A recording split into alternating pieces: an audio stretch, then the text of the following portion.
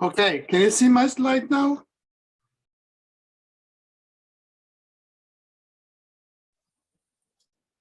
Can you Yes. see my slide It's now? okay. Okay. It's Yes, okay. yes, Okay, Yes, thank you. Thank you. Sorry for the delay. My computer was misbehaving. It's a pleasure to be here and to talk in this meeting. I'm going to talk to you about one of the argument that I have a strong passion for, studying aging. Anything wrong?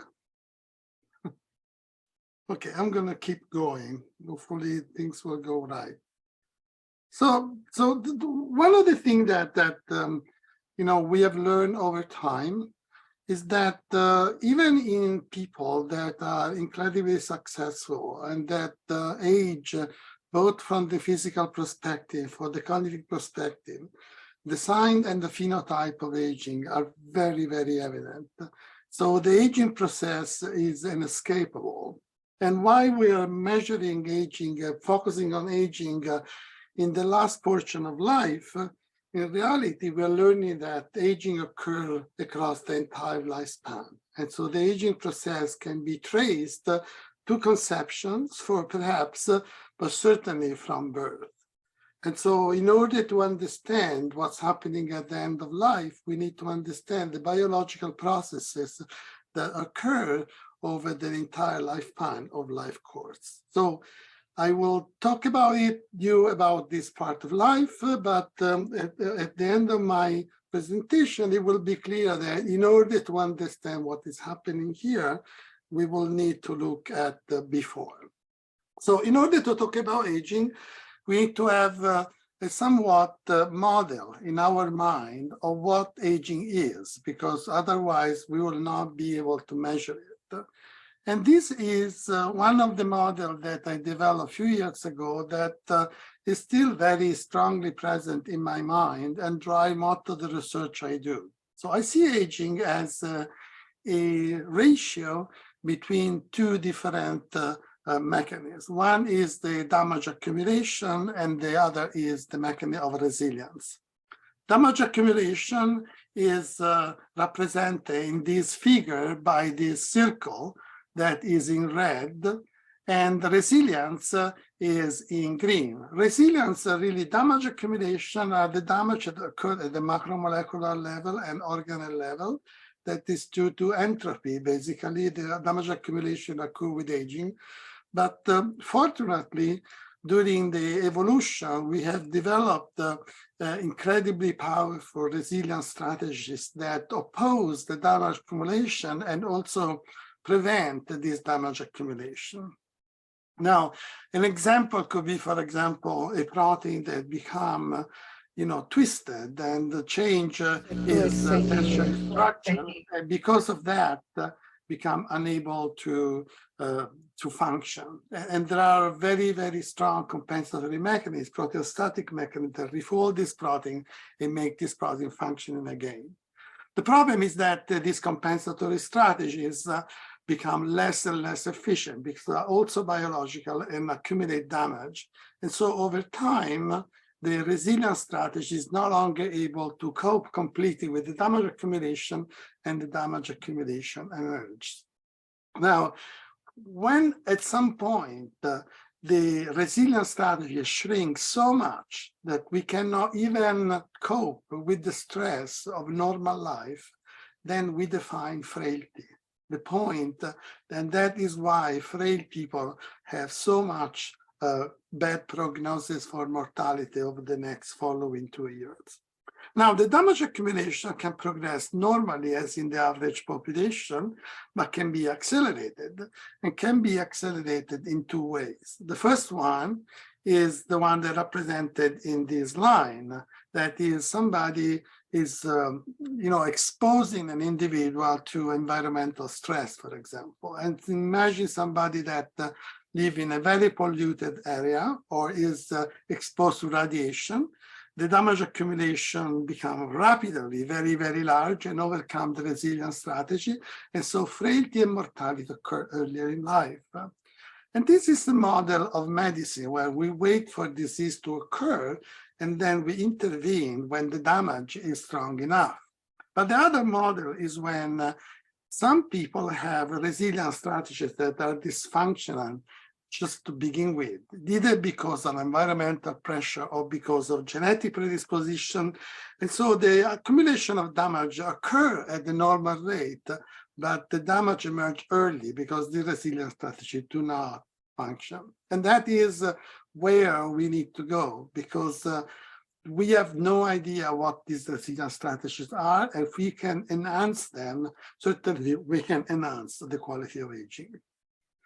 The second issue that we need to deal with is how to operationalize in terms of variable this model. And here I have a slide that is very simplified, but divide the measure that we make in our studies in 3 levels.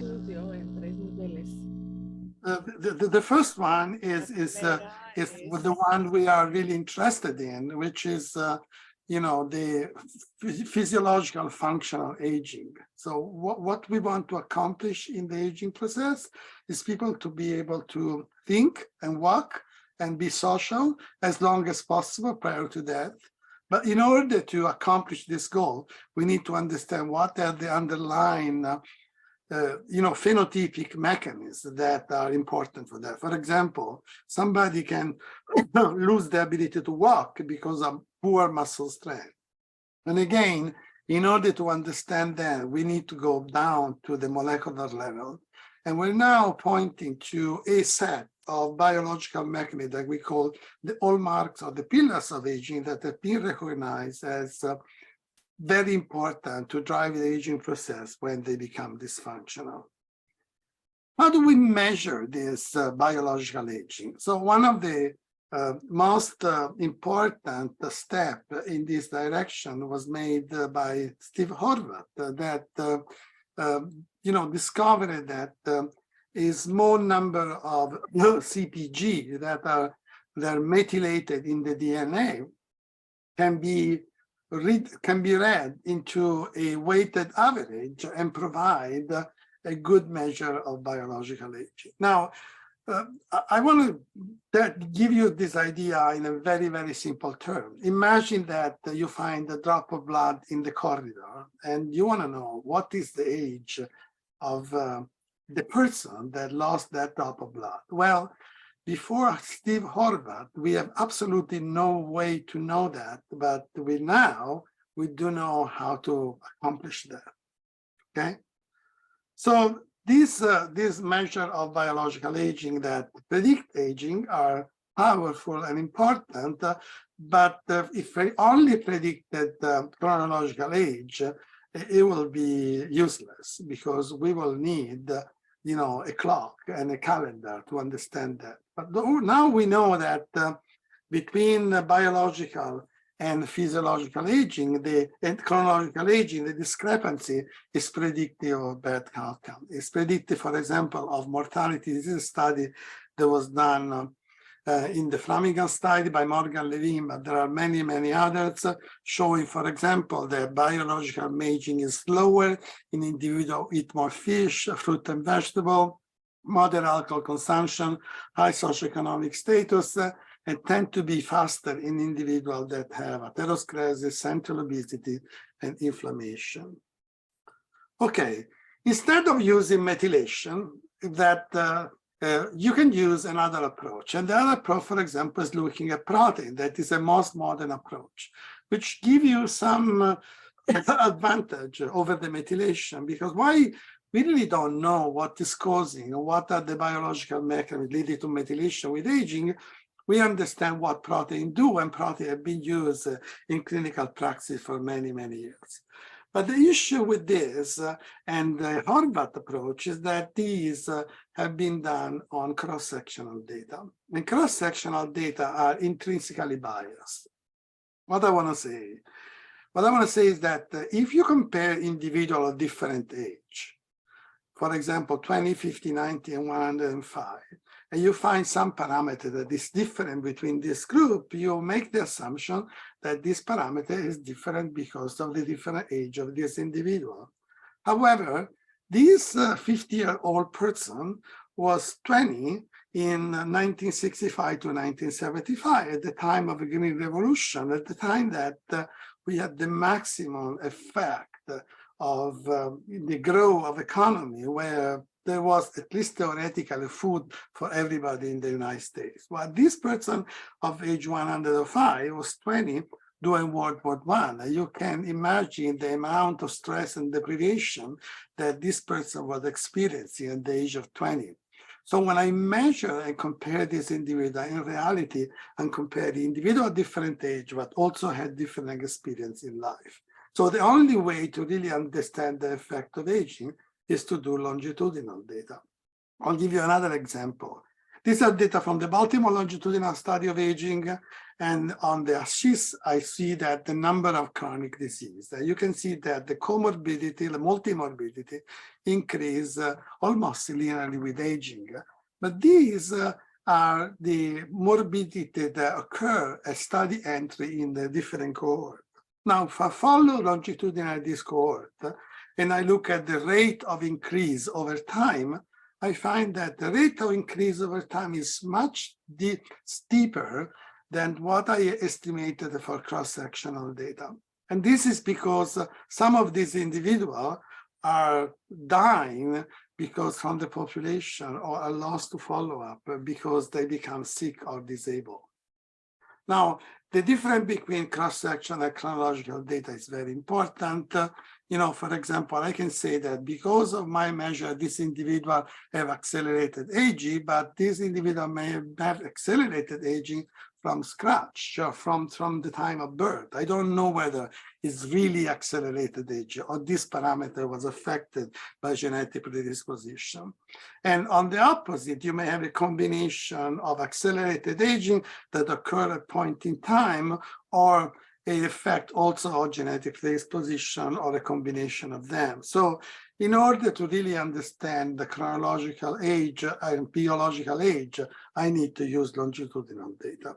And this was done, I think, masterfully by Belsky in this Dunedin study that took a number of phenotypes that are reported in this table. These phenotypes clearly show a change with aging, and he created a weighted average of them to create a phenotypic manifestation of aging. The problem with that study is that their study only looked at individuals that are in a very narrow age range, for 26 to 40 to 38 and 43 in the last paper. So I think that it was the limitation of this study, although the innovative power of the study, it's really strong. So in order to address this problem, we use data from the Baltimore longitudinal study of aging. The first thing I want to show you, looking at how many phenotypes we considered, divided in 4 different types of domain: energetic, homeostatic mechanism, plasticity and neurodegeneration, and body composition. And what I want to show you in this slide mostly is that some of these changes occur non-linearly with aging. So assuming that there's a normal aging that is true for the entire spectrum will not be right. And so in order to address this goal, what we did was to use data from the BLSA to delineate the normal aging curve for many, many different phenotypes. This is, for example, fat mass. You see that fat mass tend to increase up to the age of 70 in the normal population and then tend to decline. If I take 2 individuals, a man and a woman, these men seem to be having, decelerated aging because it's not going up. And these women tend to have accelerated aging because this rate of increase is higher than what you see in the normal population. However, if I compare these individuals at a different age, this rate of increase at the age of 20 will be considered absolutely normal. And this rate of decline at the age of 90 will be considered absolutely normal. So the consequence of that is that whether a specific genophenotype, can be considered accelerated or decelerated need to be considered within a certain age window. So we need, in order to address this, we looked at the trajectory of time in a specific individual that are shown here in the very thin line compared to the trajectory of the same phenotype in the general population. So is this phenotype showing a rate of increase or decline that is different from the average from the population? And then each of these phenotypes, it create a point. And so you see that the annual rate of change in the global phenotype will be this line. And then the other points will be the distance between the trajectory of this phenotype. And so when you average them across many, many phenotypes, you find a distribution. And these are distribution for this global phenotype across the different domain of body composition, homeostatic mechanism, and so on. This is expressed in terms of standard deviation from the mean, and is incredibly powerful as predictor of functional outcome.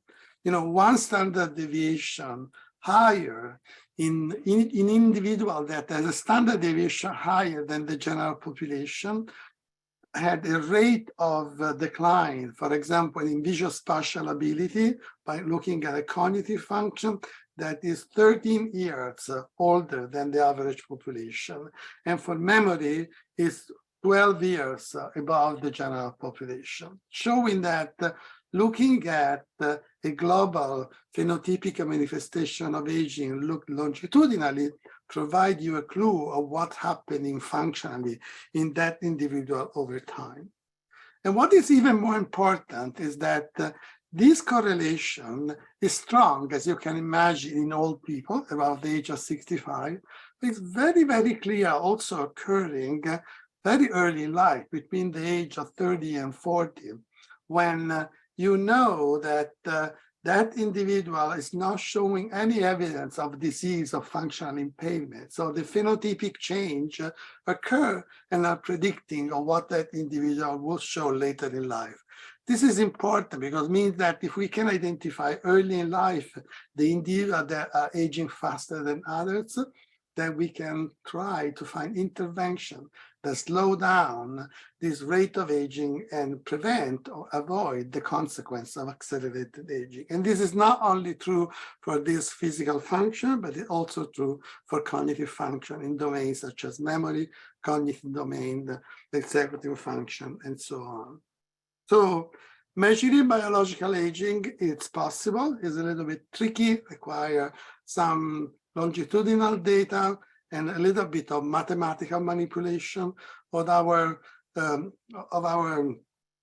data, but provide very, very strong information. Now, the trick for the future is to use the longitudinal phenotypic of aging to tune biomarkers that can be measured in blood, and they are more predictive and more solid than the one that have been published so far, and so that they can be easily measured in individual and understand what's happening in the rate of biological aging in an individual over time. Thank you very much. And of course, I work with so many people that would be really difficult at some point to name each one of them, but each one of them contributed in some way to this science. I'm going to stop sharing, and I'm happy to address questions if you have questions. ¿Alguna pregunta?